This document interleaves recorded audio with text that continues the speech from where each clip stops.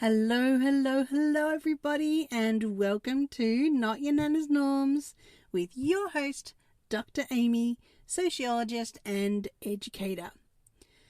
Now, today we're going to talk about something so ordinary, so mundane, so routine that most of us don't even notice that there are actually any social norms relating to it.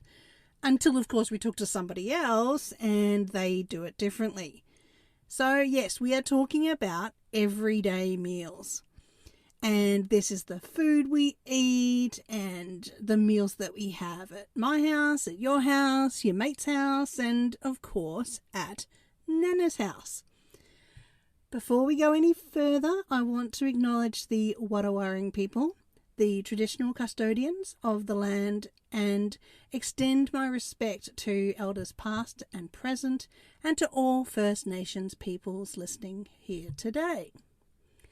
So, if you have listened to my previous episodes, you'll know that each month Not Your Nanna's Norms focuses on a particular setting, place or situation, and we explore those taken for granted social norms that appear so normal and natural, but are actually really delicate performances that we take on every day. And trust me, once you start noticing the norms around everyday meals, just like all the other social norms that we're going to discuss and we have discussed, you'll never unsee them. So let's explore whether elbows on the table are really so bad, if it's okay to start eating before everyone else has been served, or maybe leave the table before everyone's finished. And of course, we will be unpacking my Nana's favourite saying, elegant sufficiency.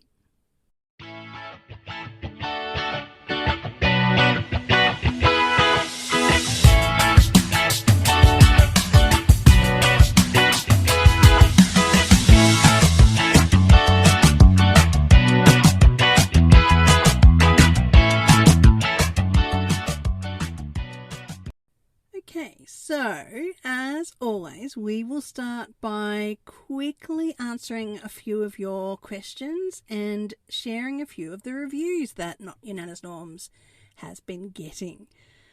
So the first question was from GT, and it was actually relating to the previous episode.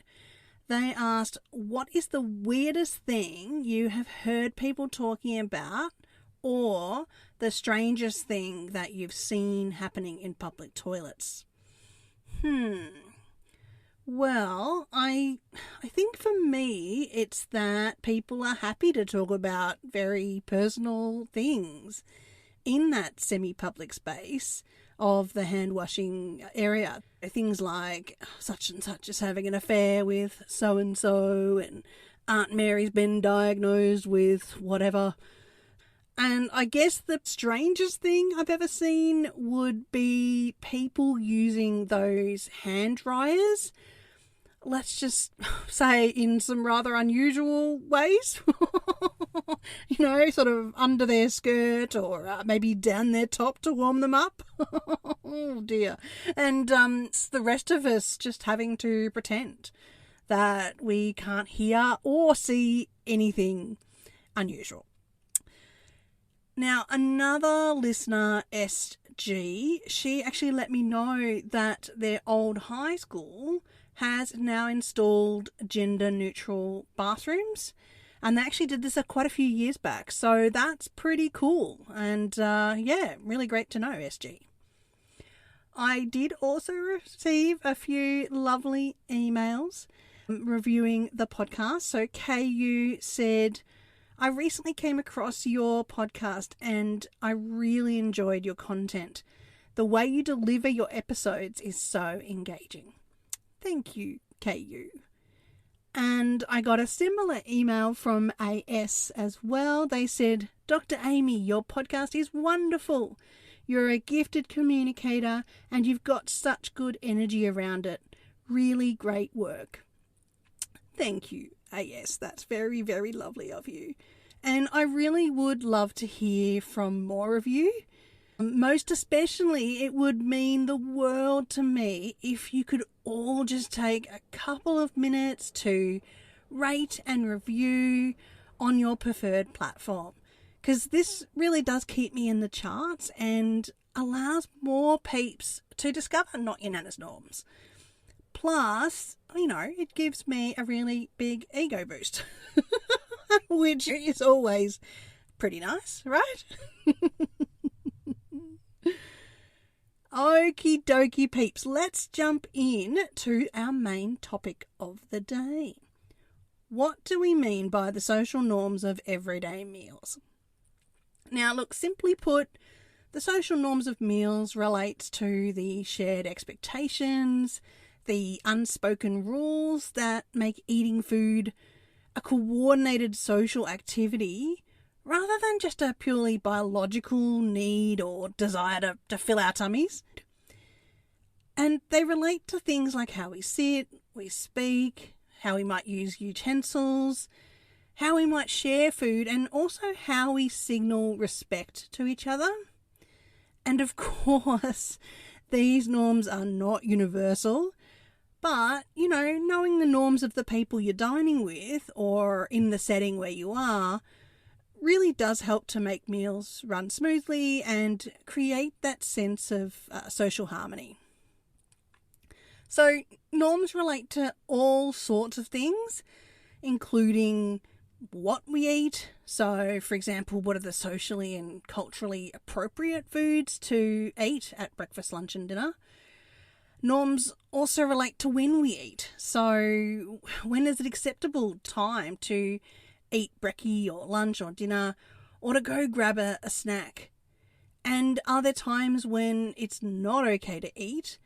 Like, for example, on certain religious holidays, or before everyone's at the table, or maybe before mum or dad has said grace. Also, norms relate to how we eat. So, what manners do we need to stick to when we're eating?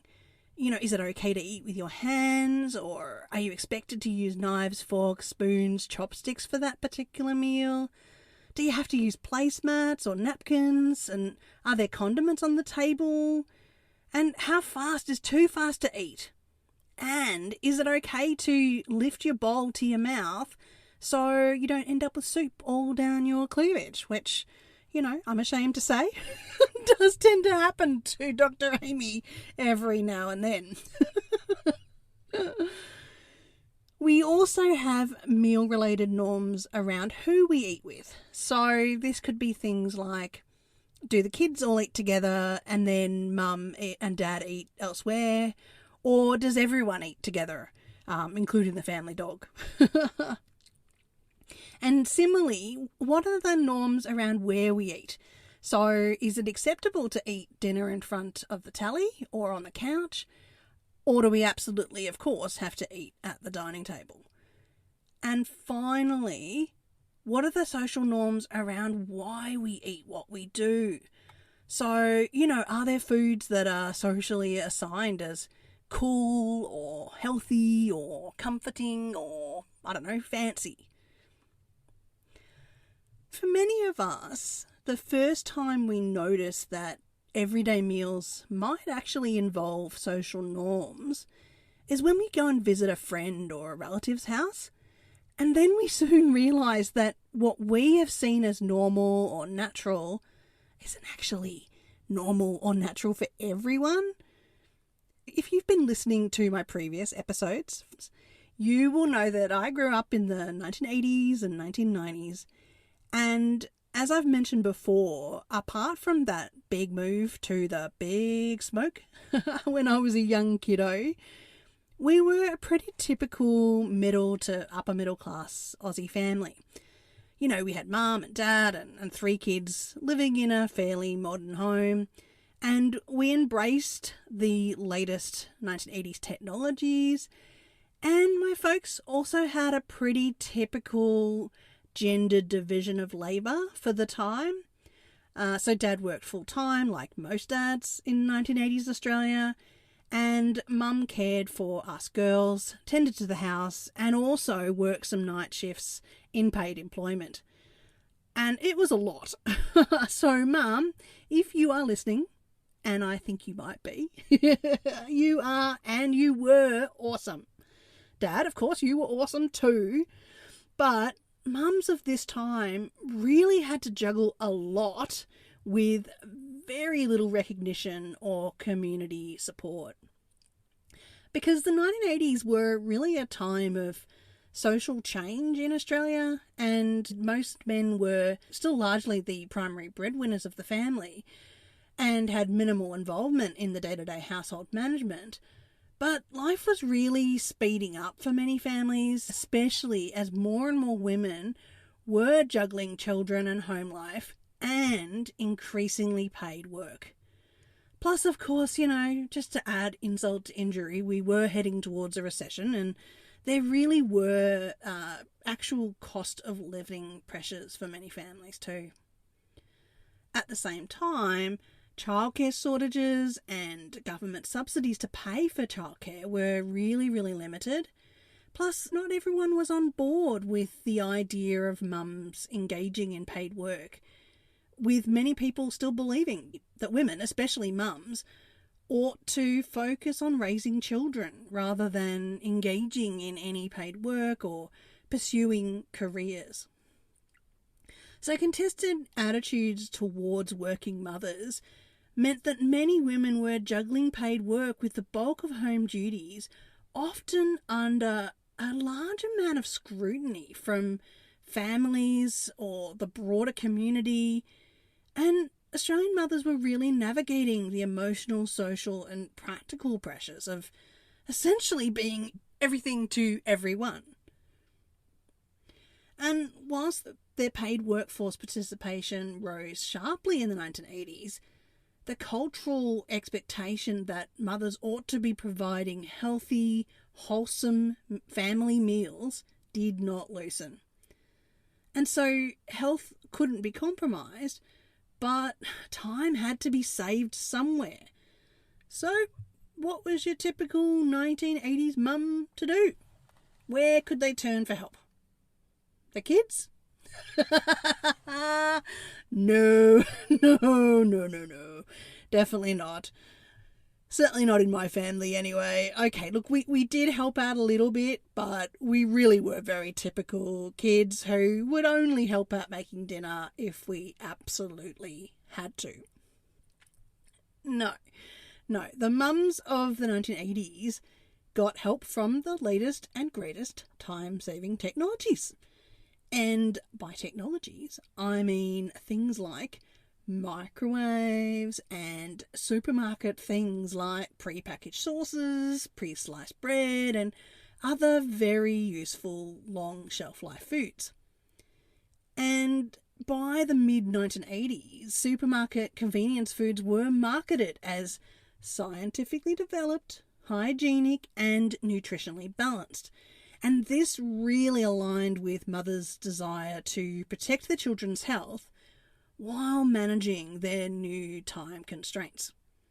So things like microwave-safe dishware and pre-made supermarket jar sauces were really perfect for this new generation of mums, because all they had to do was add a few veggies and then a bit of meat and maybe some rice or noodles, and then they're done in 20 minutes. Perfect. Plus, those flavours like sweet and sour, black bean, satay, lemon chicken, and so forth all felt very continental and adventurous and somewhat fancy. Because we weren't just eating that usual Anglo-Australian fare. Mums were bringing the flavours of the world into the Aussie family home. Okay, yes, I know. It was very much likely to be the Aussified version of these flavours, but they were the flavours that were quite different to what we were all used to. And in addition to this, like a lot of 1980s kids, my sisters and I were obsessed with TV ads for foods or meal items, particularly anything with a cool jingle. Oh man, I can still hear those jingles in my head, and unfortunately I can't sing them for copyright reasons. But let's just say, for those who can remember, that it really didn't take long for mums to cook with Kantong. And there were a lot of dads who were very good at picking fruit for Cottees cordial. So, for those who weren't there at the time or can't remember, I feel pretty certain that if you're interested, those jingles would be available on YouTube. Overall, I remember feeling that my family meals were pretty relaxed and flexible, with minimal expectations to follow strict meal-related social norms. So, the evening meal, which was known as dinner or tea, this was the main meal of the day. And yes, we were expected to eat together at the table, and normally it was a particular time. And yes, we were asked to set the table with knives and forks and spoons and plates, and sometimes someone would say grace, but not always. And we did wait for everyone to be seated before eating, but we could leave the table as soon as we finished eating. And, accidental use of the wrong cutlery, or eating too fast, or elbows on the table, or burping or slurping was honestly more likely to receive a snigger or a giggle from your sister rather than a scolding from mum or dad. That said, though, eating on the couch in front of the telly was an absolute no-no in my house, and we certainly couldn't do things like putting our feet up on the dining table. How, I hear you asking, did this compare to eating family meals at my Nanna's? Well, my dear friends, there were most definitely some key differences. Once my mum and dad moved the family to the Big Smoke, we actually spent a good part of my childhood, including pretty much every school holidays, driving back and forth to the country to visit all the rellos. Needless to say that I did have a lot of everyday meals at my Nana and Poppy's house. And there were some similarities, but there were definitely quite a few differences too. Particularly around what and how much we could eat and when we could leave the table and how we were to sit at the table.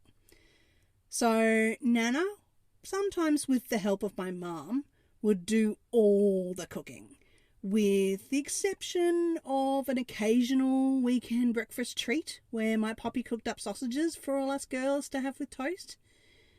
Actually, side note here, man, oh man, did we girls love it when Poppy cooked those sausages. And I just remember thinking, how cool is it that Poppy was taking the time to cook for us? Which really just shows how ingrained and taken for granted that social norm was, that of course your mums and nanas would do all the cooking. Now, at Nana's house, the table was fully set up prior to every meal, including breakfast, lunch and dinner. And this meant that all the condiments we needed for the meal were laid out on the table prior to sitting down. There were individual placemats that were laid out and allocated to members of the family, which then loosely dictated where you were allowed to sit.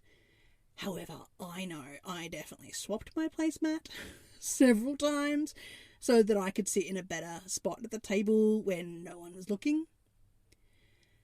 My Nana also had her own cutlery set, which we were not allowed to use, and they were definitely hers and hers alone. And family meals occurred at the table, which was next to the kitchen. Now, another side note here too, how many of your nanas had what was called the good room? This was kind of like a room that nobody ever seemed to go in or use, and we certainly were never allowed to eat in. Anyway, so at Nana's, everyone was expected to eat together for lunch and dinner. Breakfast was a little more flexible as it depended on when you got up, but we were definitely not allowed to start eating until everyone had their food. And we were definitely not allowed to leave the table or have any more food so for example dessert, until everyone had finished eating. I guess except maybe if you were, I don't know, absolutely bursting to use the bathroom. There were definitely no elbows on the table, and you weren't allowed to talk with food in your mouth, and no eating food off your knife, and absolutely no lifting the bowl to your mouth. And as for slurping or burping or even farting at the table, definitely not appropriate at my Nana's house. Generally, there were no fussy brands or cool products for Nanna, and there were a lot of homemade cakes and pretty typical English food. So we ate chops and roast meats and soups and things like that for dinner, with coleslaw and butter and cheese and bread for lunch. And not much flexibility in the food choices. So basically, you eat what you were given. Even if you absolutely hated something, then you're just out of luck. You went hungry. Portions at my Nana's house were also really closely monitored, and going in for seconds was frowned upon by Nanna. Morning tea and afternoon tea were normally scheduled throughout the day, but additional snacks between meals just really wasn't acceptable, as were too many drinks between meals, including having too much water. And I think this is where Nanna's favourite saying comes into play: elegant sufficiency. Now, this is one of those wonderfully old-fashioned phrases, meaning that you have just enough of something to feel satisfied, comfortable, or politely full without excess or indulgent. So, in other words, a modest but pleasing amount, enough to meet one's needs in a civilised way. So the expression has British origins, and it emerged in the 18th and 19th centuries as part of the polite language at the time. In Victorian and Edwardian etiquette culture, expressing moderation was very much a sign of refinement, especially for women. And this phrase travelled easily into Australian English because early Australian manners were basically shaped by British norms. And as we know from previous episodes, social norms about refinement and modesty, especially for women, persisted well into the mid-20th century. And as we know, Nanna and Poppy were part of the silent generation and grew up in the 30s and 40s. And Australia at that time was largely conservative and hierarchical, and the social norms of meals and things like table manners were no different. Children, particularly those from middle or upper socio-economic backgrounds, were taught that knowing the right cutlery to use for a particular meal and the right way to sit at the table signalled good upbringing. And any deviation from this suggested a lack of refinement or discipline. And meals were structured events with clear expectations. People waited for the host before beginning to eat. They sat upright with their hands in their laps and used utensils according to the strict British technique, keeping the knife in the right hand and the fork in the left hand without switching. Conversations were polite and restrained, and children were expected to speak little, if at all. And of course, rituals such as saying grace or pausing for a moment of respect were common. And of course, the elders were always served first. Now, in contrast, the 1980s and 90s were defined by increased multiculturalism, feminism, and a real national shift towards more informality. Meals were shaped by convenience food, microwaves, and more flexible schedules than that sort of ritual or hierarchy. And good manners weren't really about strict rule following, but more about being considerate, inclusive, and socially easy to be around everyone else. The utensil expectations were also more relaxed too, and many 1980s households incorporated things like shared dishes or eating some foods with your hands. And the timing of meals became more flexible because different family members might have work or sport or school commitments, and the conversation as well tended to be much more sort of humorous and informal and lively rather than that more restrained conversation. Gender expectations at the table also shifted a bit between the two generations. So the silent generation really did have very explicit gender roles where women were expected to host and serve and manage the table and demonstrate modesty and delicacy and restraint in how they ate and also how they spoke. And, men did things like maybe carve the meat and poured the drinks, maybe led the toasts, and definitely dominated the conversation. These norms absolutely reflected the broader social hierarchies in which women were positioned as domestic caretakers and moral guardians, while men occupied the public and authoritative roles. As we've seen, by the 1980s, some of these meal-related gender norms were still holding on, but it was clear that things were slowly changing. And that brings me now to, how does this compare to the social norms of everyday meals at home now in the 21st century? So by the time us Aussie Gen Xers came of age and starting having our own families, feminism and multiculturalism had significantly loosened those old expectations. Women increasingly rejected the assumption that they should always serve and clear the table by default, and shared domestic labour became much more common. Men cooking for the family or for guests became much more of a modern marker of masculinity. My son and his peers grew up in multicultural Australia, where Italian, Greek, Vietnamese, Chinese, Middle Eastern and many other food cultures were part of everyday life.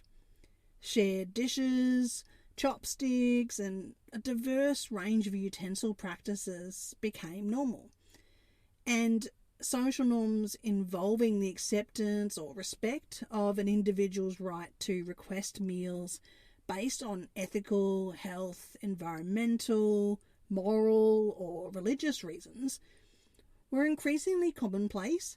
So it wouldn't be super unusual, although let's be honest, a little inconvenient, but not super unusual to have family meals that might include the vegan option for Mary, the halal option for Pete, and the low-carb option for Sally. Overall, many contemporary Australian everyday meals are shaped by a mix of secular informality, cultural diversity, and context-dependent etiquette with no single standard dominating. So my home now is fairly representative of this flexible, secular, informal dining arrangement. I'd say meal preparation is based on availability and time rather than the gender of the cook. And if I'm honest, while my son does tend to eat an earlier dinner at the table, there are definitely times when hubby and I have just blobbed with our bowls of food in front of the telly after a hard day of work, rather than bothering to set up the dining table. And one of the biggest differences that I can see between my own childhood in the 80s and my son growing up in the 2000s was the availability of authentic, culturally diverse meals available to him. So, for example, as a toddler, my son was cared for part-time in the home of a really lovely woman of Indian heritage. And so from an early age, he and the other kiddos in her care were exposed to a diverse range of yummy spices and smells coming from her kitchen, including her much loved homemade naan bread, which he absolutely adored and had as much as his little baby hands could hold. Oh goodness, he loved it.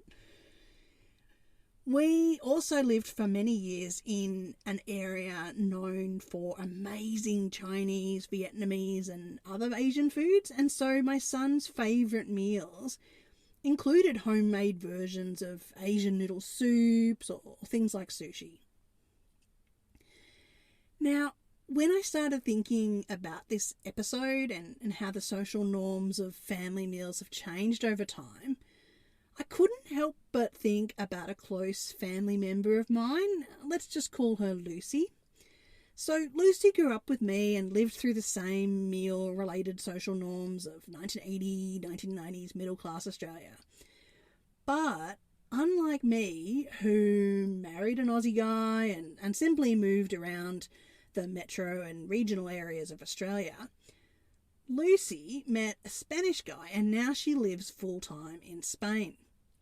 And so I asked Lucy about her experiences and the key differences between everyday meal social norms here in Australia versus her experiences in Spain. The first key difference she found was around the timing of the main meal of the day. And so in Australia, for a lot of us, lunch is normally just a pretty quick meal. It's eaten around midday, possibly even on the go or at your desk. And dinner tends to be the main meal of the day where you sort of sit down, and usually it's around 6 or 7 p.m. But in Spain, lunch is most definitely taking centre stage. And Lucy said that it wasn't uncommon for lunch to start anywhere between 1 p.m. and 4 p.m. and then it continues for many, many hours. So she said a family lunch could start at, say, 2 p.m. and then keep going until 6 p.m. because people just sit around talking. And then dinner was often a sort of smaller meal, eaten much later at night, maybe 9 p.m. or something like that.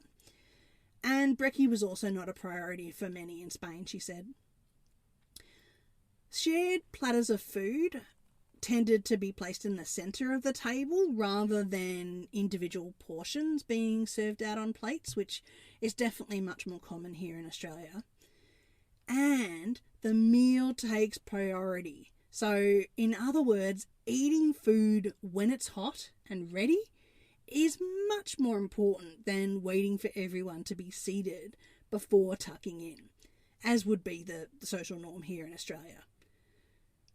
She also said that dessert and coffee after lunch was a pretty essential part of every Spanish home. I also asked Lucy about the types of foods that she eats in Spain and how this compares to her experiences in Australia. And her first answer was olive oil. Olive oil is used with everything. And things like butter and margarine really aren't all that common. The other interesting thing too is that fresh cow's milk is much, much less common in Spanish homes than in Australia. They tend to use, the long shelf life or what we know as UHT milk. That's much more the norm in the homes. Now, side note here, this one actually was really surprising to me and honestly quite alien as a social norm because I genuinely couldn't imagine having UHT milk in my cappuccino or my cereal every day. Honestly, I can't speak for all Aussies, of course, but I'd say pretty much every home I've visited would have fresh cow's milk available, unless, of course, they were vegan or just didn't drink milk for ethical, health or religious reasons. But UHT milk was really just in the cupboard as a spare rather than the normal everyday milk that you drank. She also said that seasoning used on food is much less elaborate in Spain and diverse than we would use in Australia. She said that the focus is on simple, quality ingredients or slow cooking to draw out the flavours. Now, all of this felt pretty alien to Lucy at first, due, of course, to those social norms that she grew up with in Australia, but she has been living there for many, many years now, and so it has become her new normal. Plus, she also added that her family meals at home tended to combine norms of Australia and Spain. So, for example, they often opted for a shorter lunch break, but they always eat dessert coffee at the end. Now, I can't really leave you all without talking at least briefly about the unique Aussie staple that you will find in almost every Australian home, the good old jar of Vegemite. This salty, gooey, black-brown jar of yumminess that has been eaten daily, but sparingly, in many, many, many Aussie homes for decades. Because for many of us, Vegemite is really strongly tied to our Australian identity and woven into childhood memories, with yet another favourite advertising jingle that, of course, I can't sing for copyright reasons, but I know we all know it, and I've made up, with the help of Google, a little version for you, so you get the idea. We're cheerful little Aussies, feeling bright from cheek to cheek. A tasty spread upon our toast gives flavour to our week. It starts our busy mornings and keeps us going strong with our hearty Aussie spirit that fills us all day long. And yes, I know it is an acquired taste, but I genuinely don't know many Aussies who wouldn't tuck into a piece of warm toast with lots of butter and a really light spread of Vegemite. I'd also say that having a jar of Vegemite in your cupboard is a key social norm in Aussie homes. So, in other words, it's taken for granted that if I were to visit a mate's house tomorrow for brekkie, then Vegemite would be on offer. It also tends to come with us wherever we go because we are acutely aware that this isn't always a favourite taste overseas. I can certainly remember making sure that it was in my suitcase when I travelled around quite a bit to the US and to Canada and to the UK in the late 1990s. And, fun fact, Aussie World War II soldiers actually had Vegemite included in their ration packs. There is actually a really good book that I'm reading at the moment, would you believe, and it's entitled Vegemite, The True Story of the Man Who Invented an Australian Icon. And it's actually written by the inventor's grandson, Jamie Callister, and tells us the story of how his grandpa, Cyril, created this much-loved Aussie spread. And no, of course I'm not being the sponsor of Vegemite or anything like that, but I do have a bit of a fondness for the stuff. So if ever you are driving in regional Victoria and you want to know more or see some Vegemite memorabilia, you could definitely pop into the Vegemite Museum, which is located near Cyril's birthplace in Beaufort, Victoria. So, I truly hope that you enjoyed this exploration of everyday meals. I know there is so much more that we could talk about, and honestly, I've merely scratched the surface here. So I would really love to hear from you about your experiences and thoughts about the social norms of everyday meals, especially those folks from overseas. So please do drop me a line. I will also be talking about meals in episode 5, and here we will be exploring the social norms of celebration meals and also norms around dining out. As always, it would mean the world to me if peeps would consider becoming a patron on Patreon, because this would really allow me to focus more on researching and growing this podcast for you all. And as I've said, it's only $3. $3, it's less than buying a cup of coffee every month. Anyway, until next month, folks, have a wonderful few weeks. Signing off.